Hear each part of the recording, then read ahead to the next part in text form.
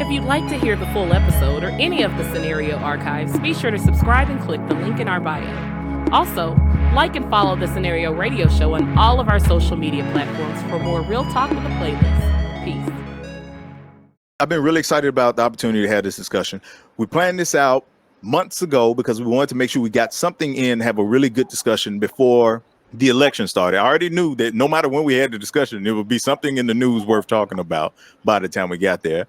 Mm-hmm. Just so happens right now, the biggest thing that's going on in the news as far as electoral politics is concerned is Ice Cube, O'Shea Jackson.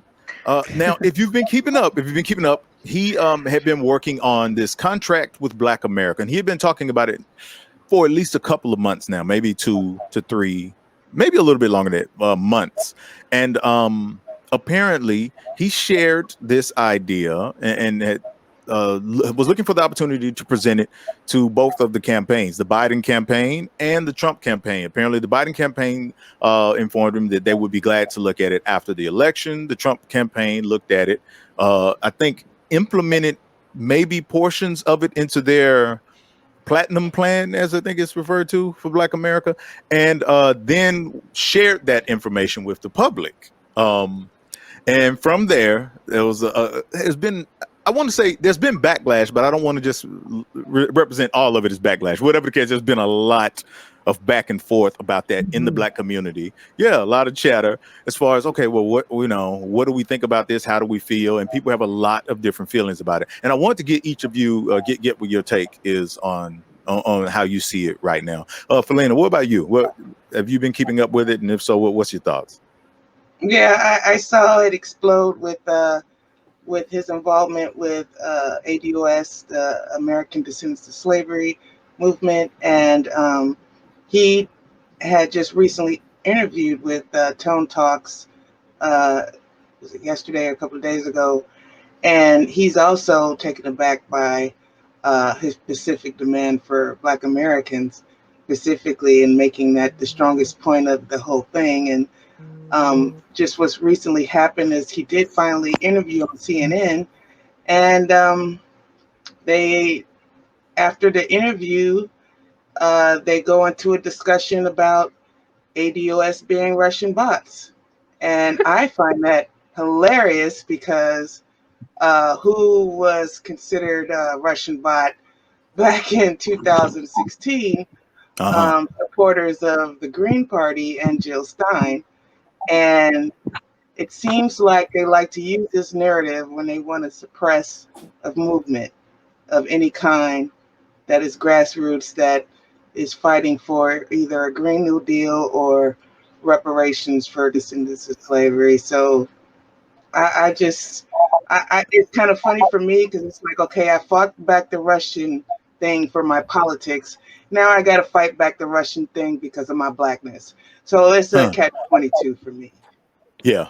All right. So you feel he's being undermined a bit from some outside forces. Okay. Dr. Anatomy, what about yourself? Now, I think you were saying when we were off air that you weren't exactly familiar with what had been going on, right? Precisely. I really haven't been. I've been kind of traveling here lately. So I said to myself, I must have missed this one. So I'm going to sit back and listen to it because I don't really like to chime in on things that I'm not really abreast of. So I'll let you guys speak on it for a second. Let me kind of catch up with it. There are a lot of people who could benefit from using that method there that same method. Believe me, if you haven't been reading, there are a lot of people who should have taken your advice on all of that. Laini, what about you? What's your take on the whole thing? Because I know you've been keeping up with it. Yeah, I actually have been. I think that there's a couple of things. First of all, thank you, Ice Cube, but who asked you? That was number one. Number two, I think that we are in such a contentious battle right now. To throw this in was prime fodder for the Republican Party to jump on this, because Trump is always looking for something so that he can exploit, in my opinion, the blacks and the blacks vote, So I think that Ice Cube, this could have all been done in such a more organized way, to reach out to two parties who are actually campaigning in the process of campaigning seems a little irresponsible. And like everything else, the Trump party jumped on it, took out some of the pieces that they could use, and but now they're exploiting their contact with Ice Cube. So I think it's kind of it's yucky. That for lack of a better, it's just this, and it kind of fits into what our whole conversation is going to be about today, and it's about the Black vote rather than just the politics, because the Black vote is something that's really important, and I think that politicians have forgotten that they need to earn every single vote. Every single vote should not be a given, but we can get into that a little bit later. All right. KB, what about you? What have you been taking away from all this? I briefly looked at what was going on Twitter, and my first thought was similar to yours, Laini. It was like, why Ice Cube? If I remember correctly, he didn't have such a great narrative with politics and with the police and with the government in the first place. And so now all of a sudden, and people can change and grow their opinions, but now all of a sudden you want to be the representation of the Black vote for the Black community. And so I'm kind of like you, Lane, like, who asked you? Like, there's economists, there's sociologists, there are people that are way more educated in this topic that we should have been reaching out to provide more of a thorough and more of a better type of resolution or a better type of platform for the Black vote. And so that was really all that I got from it. Once I saw it was Ice Cube, I couldn't take it seriously. I mean, that's interesting. And so that was just my thoughts. Yeah, I think the fact, everything that he's attempting to lay out, I don't have a problem with it. I mean, I'm sure that there are finer details that I may feel one way or another about, but I think I don't even have a problem. Piece to this. There is a say that again. The background of his involvement. The reason why it seems out of the blue is because reparations bill was just passed in California, and it was led by the ADOS Southern California chapter. And if you haven't heard about it, the governor waited.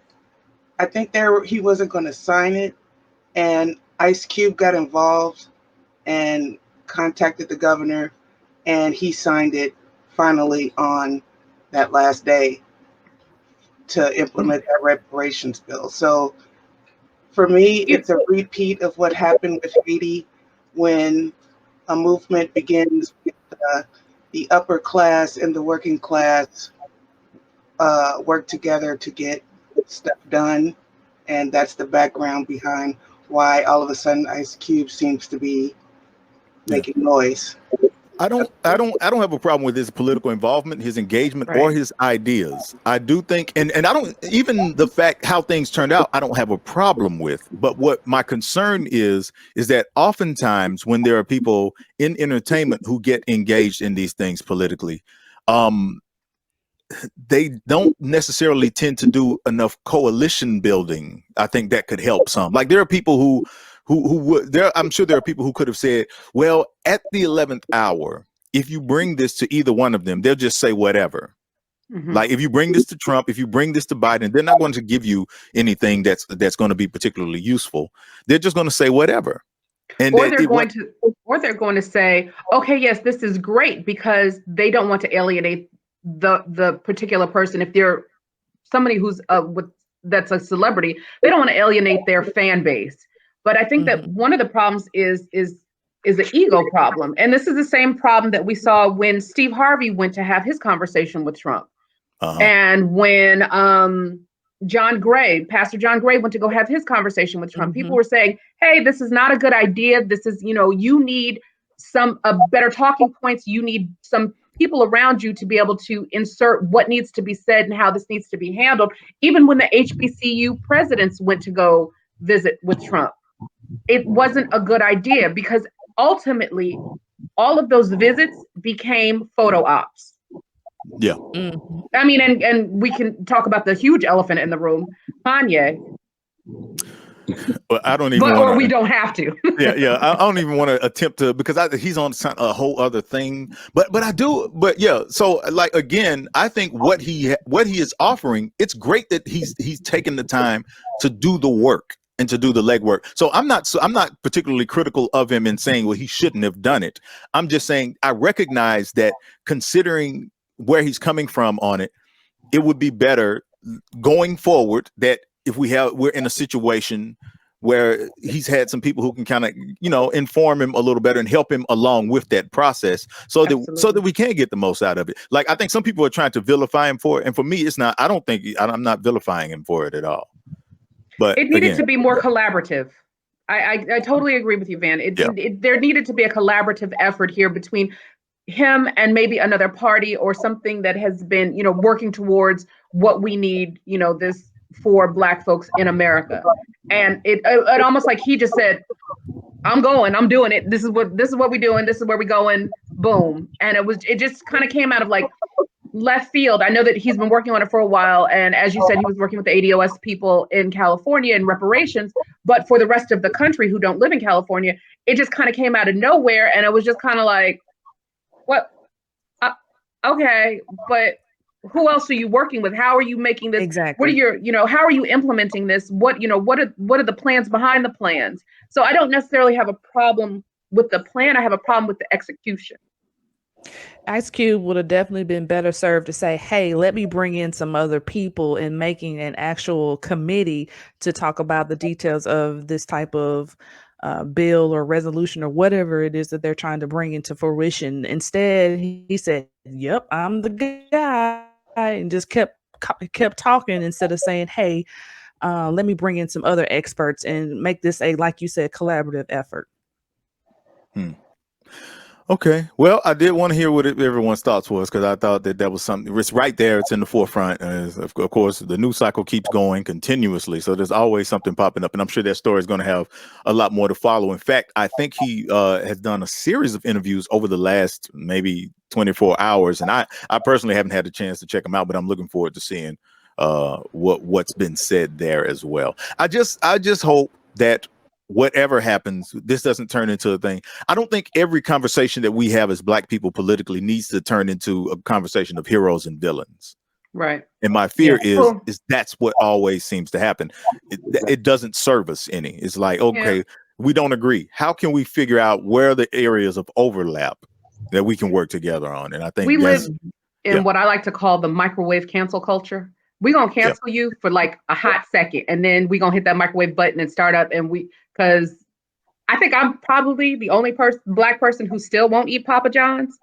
And I'm not going to eat Papa John's. I don't eat Papa John's either. Yeah. And now that they've brought Shaq in, I'm still not eating Papa John's. But that's a whole, that's a whole different thing. But we are like the microwave cancel culture.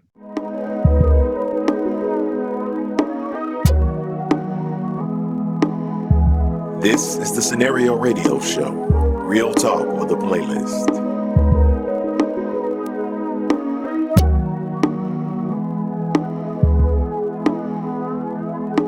That's the scenario.